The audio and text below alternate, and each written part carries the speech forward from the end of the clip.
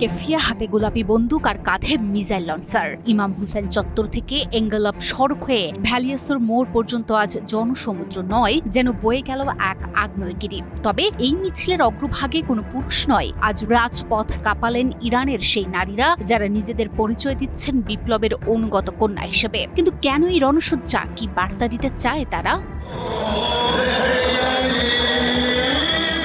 17 April শুক্রবার। ক্যালেন্ডারের পাতায় সাধারণ একটি দিন মনে হলেও মধ্য তেহরানের দৃশ্য ছিল আগুনের মতো উত্তপ্ত। ইরানের অনুগত কন্যাগণের ডাকে মধ্য তেহরান নারী শক্তির জয়গানে মুখরিত। ইমাম হোসেন চত্বর থেকে শুরু হওয়া এই মিছিল যখন এঙ্গেলাব সড়ক ধরে ভ্যালিয়াসের মোড়ের দিকে এগোচ্ছিল, তখন বিশ্ব দেখল ইরানের নারীরা কেবল অন্তর্মহলের বাসিন্দা নয়, বরং তারা দেশের সার্বভৌমত্বেরও পাহারাদার। এখন প্রশ্ন, কেন তারা রাজপথে?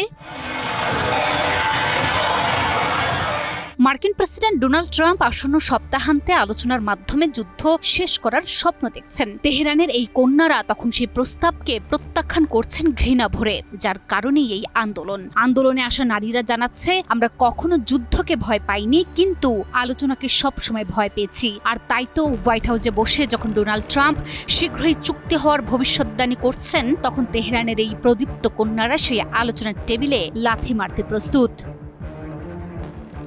তাদের সাফ কথা, আমেরিকার সাথে কোনো ইতিবাচক সমাধান সম্ভব নয়, কারণ নিপীড়ক কখনো দয়া করে অধিকার দেয় না, অধিকার ছিনিয়ে নিতে হয়। আর তাই তো এটি কেবল কোনো প্রতিবাদী মিছিল ছিল না, বরং এটি ছিল পশ্চিমা শক্তি এবং শত্রুপক্ষকে দেয়া এক কঠোর হুঁশিয়ারি।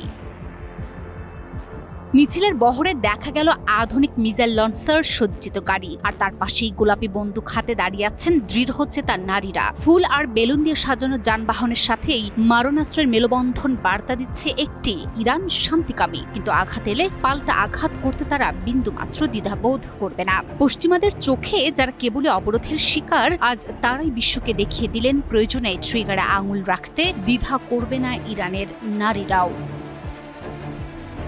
আলোচনার টেবিলে নাকি যুদ্ধের ময়দান, ইরান কোন পথে হাঁটবে তা নিয়ে জল্পনা থাকলেও তেহরানের নারীদের এই শক্তিমত্তা নিশ্চিতভাবেই বিশ্ব রাজনীতির সমীকরণ বদলে দেওয়ার ইঙ্গিত দিচ্ছে। লড়াইটা এখন আর শুধু টিকে থাকার নয়, লড়াইটা এখন অধিকার ছিনিয়ে নেয়ার। ইরানের নারীরা আজ বুঝিয়ে দিয়েছেন সার্বভৌমত্ব রক্ষায় তার কেবল ঘরে কোণে নয়, বরং রণক্ষেত্রের সম্মুখ ভাগেও সমানভাবে শক্তিশালী।